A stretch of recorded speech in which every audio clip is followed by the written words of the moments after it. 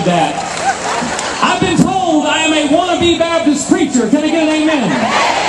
Which means I have to close with how many points? 3. There's always 3 points to a Baptist sermon. So I'm going to close with 3 points. May I have your attention, please?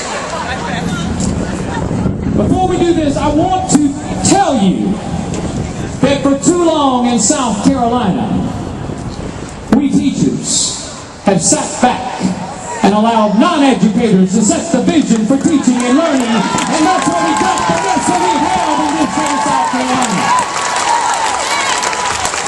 For too long, we parents have sat back and allowed folks, as Stephen Peters pointed out, without a stake in our public education system, to make the decision for our children, and that's where we got the mess that we got. For too long in South Carolina, we that care about public education have sat back and allowed them to decide the vision for public education. But it's not their fault. Whose fault is it? It's ours fault. And so you need to know that when we leave here today, we need to be fired up, ready to go. Fired up, ready to go.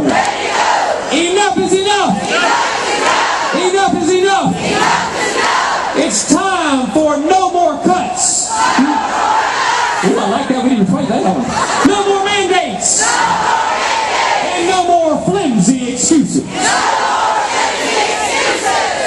Some of y'all are looking at me right now and say, Mike, you got me all fired up. But I've been told we ain't got no money. Y'all hadn't heard that? You got me all fired up, Mike, but our state is broke.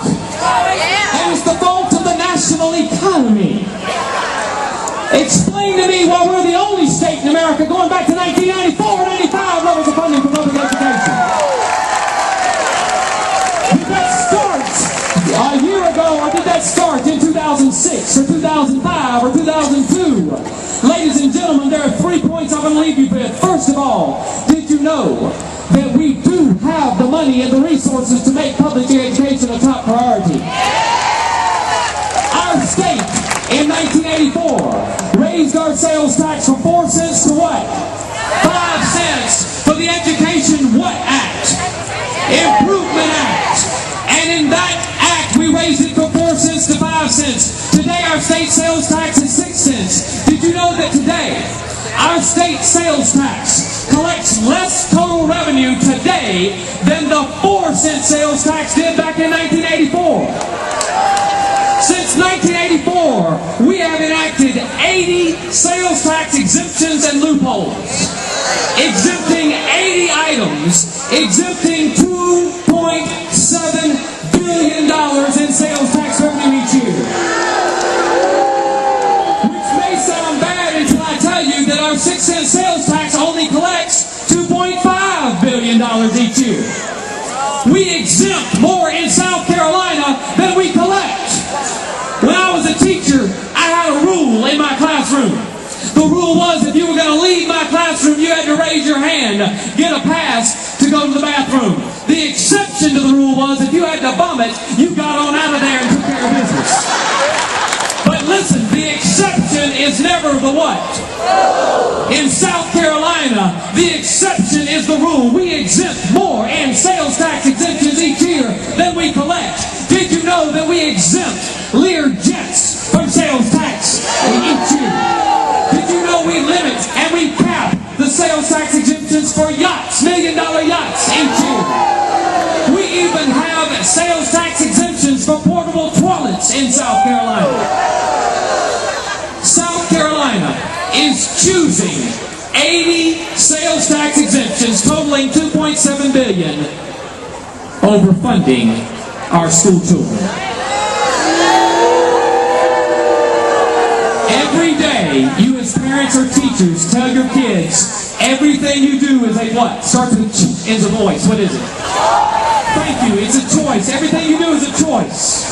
And so if we do not act, and if we do not suspend those 80 exemptions, we're choosing to protect those special interests over our children, school children.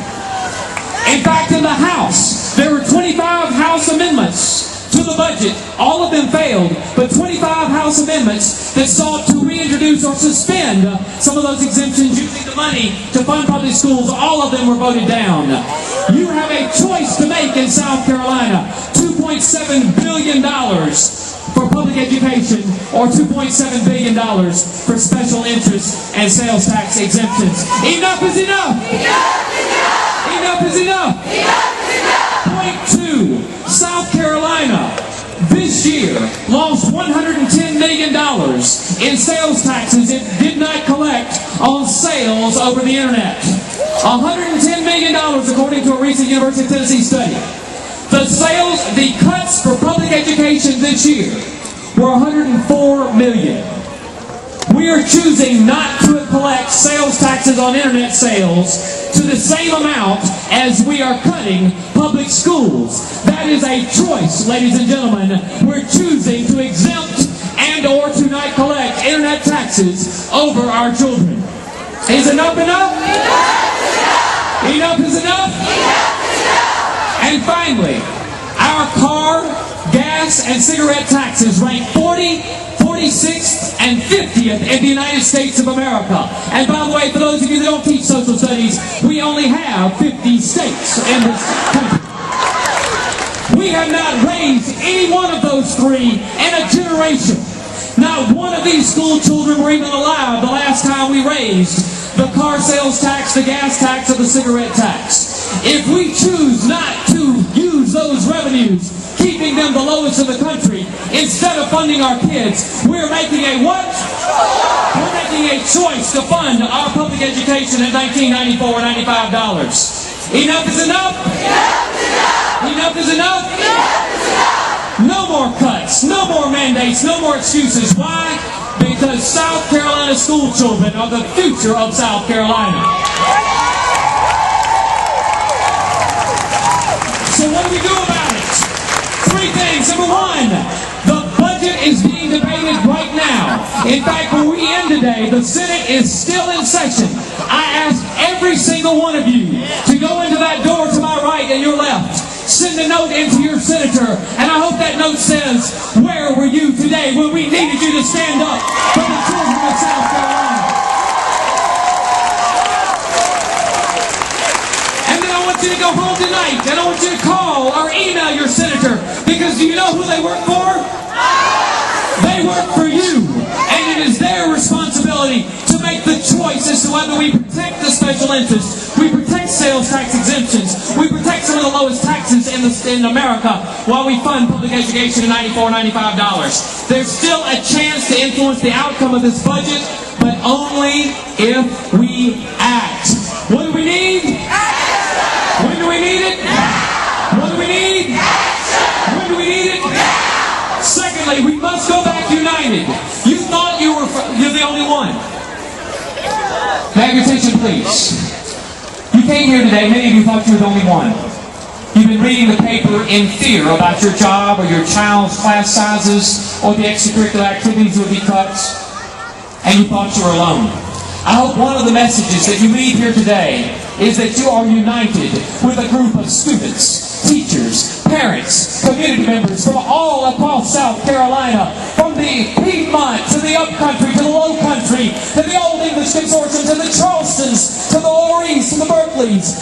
Ladies and gentlemen, enough is enough!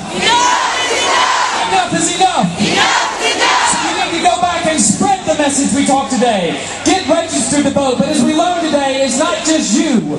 You need to get your neighbor and your teachers down the hall registered to vote. You need to know that every single member of the House of Representatives is up for what? Every single member of the House of Representatives is up for election. You need to know that every single member of our statewide offices, whether it's governor, secretary of education, all of our lieutenant governor are up for election this year. You need to hold them accountable. You need to not only say, do you support public education? You need to say, where does it rank on your priorities, and what are you willing to sacrifice for our school children? And finally, you need to make your voices heard. If you do not say anything, they will not listen. If you want resources and materials, we have a website, www.enoughisenoughoonline.info. If you can't remember that, I can't help you. But what do we need? When do we need it? What do we need? When do we need it?